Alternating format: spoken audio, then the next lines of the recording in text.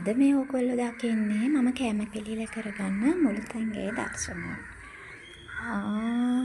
ඉතින් මේ ටිකේ තමයි මගේ පිළියෙල කරලා අවසන් කරගත්ත කැම ටික මම තියන්නේ. මෙතන තමයි මම කැම පිළියෙල කරගන්නේ. ඊට පස්සේ අපි මේ යන්නේ මේරියා එක මම ටී හදාගන්න භාවිතා කරන දේවල් සහ ඒ ටී හදාගන්න දේවල් තමයි තියාගෙන ඉන්නේ. මේ මගේ බිත්තර පැක් එක.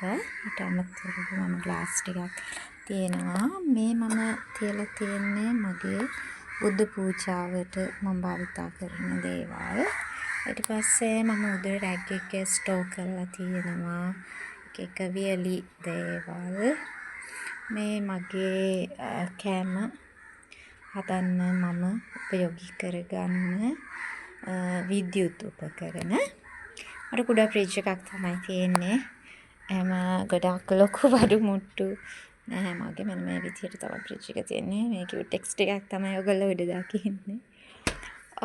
ඊට පස්සේ මේ ඒරියා එක තමයි මම සෝදලා අවසන් කරගත්ත භාජන තියන්නේ. මේක මම ඩස්බින් එක විදිහට පාවිච්චි කරනවා මුළුතැන්ගේ ඉඳුල්. මේක මම